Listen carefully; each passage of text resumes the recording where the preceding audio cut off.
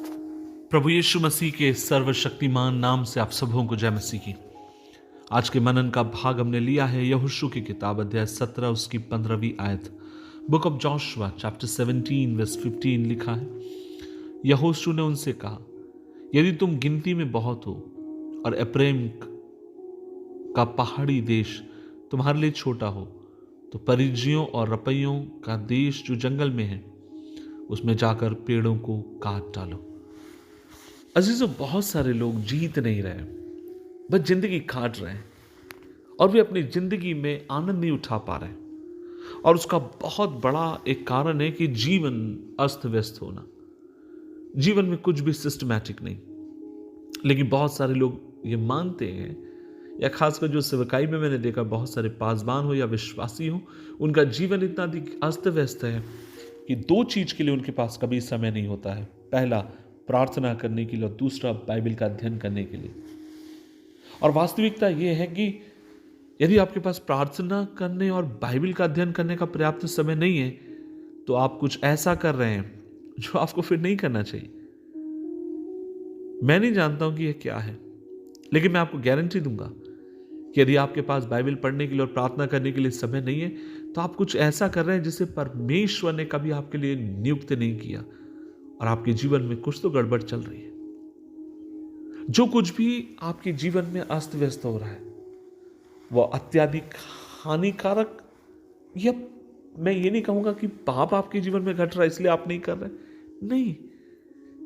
लेकिन अगर आपके जीवन में अस्त व्यस्तता है, आप अपने आप को अनुशासित नहीं कर पा रहे, तो आपको इससे छुटकारा पाने की जरूरत है और आपको परमेश्वर के साथ समय बिताने की जरूरत है। परमेश्वर चाहता है कि आप उसके साथ अपने रिश्ते को सही करें।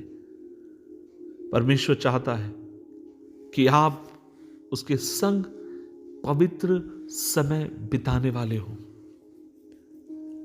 कई बार है ना, हम इतना अधिक भलाई का काम करने में व्यस्त रहते हैं कि परमेश्वर का काम करने के लिए हमारे पास समय नहीं। मुझे अभी भी याद है, जब मैं कानपुर में था और जब भी कोई बड़ी मीटिंग होती थी, मैं वहां अनुवाद करता अंग्रेजी से हिंदी भाषा में, और हमेशा मुझे प्रेयर कोऑर्डिनेटर बनाया जाता, और भी मुझे पद था सिटी में।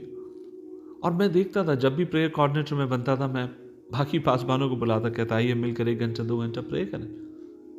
अब मैं देखता था प्रेयर के नाम से कोई भी आने के लिए तैयार नहीं था। वचन का वहां पढ़ा जाता था, प्रचार किया जाता था, कोई भी सुनने के लिए तैयार नहीं था।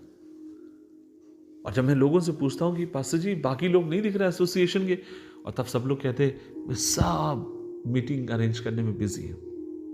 और ये बात कई बार मेरे दिल को तोड़ती है, और वो ये है, जिसकी हम सेवकाई कर रहे हैं, हम उसी के साथ समय बिताने के लिए हमारे पास समय नहीं। इसलिए आज मैं आपसे कहना चाहता हूं, आपको चेक करने की जरूरत है इस समय ऐसी कौन सी बात है जो आपके जीवन को अस्त व्यस्त कर रही है। दूसरी बात, अगर आप चाहते हैं आपका जीवन और अधिक सिस्टमैटिक हो, प्रभु के साथ समय बिताने के लिए, बाइबल पढ़ने के लिए, प्रार्थना करने के लिए, आप कौन से कदम अपने जीवन में उठाना चाहते हैं, प्रभु आपकी सहायता करे।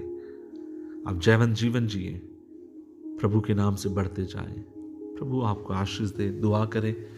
प्रभु जी, हम धन्यवाद देते हैं इस दिन के लिए, तूने हमें सेवक करके नियुक्त किया, विश्वासी करके बुलाया।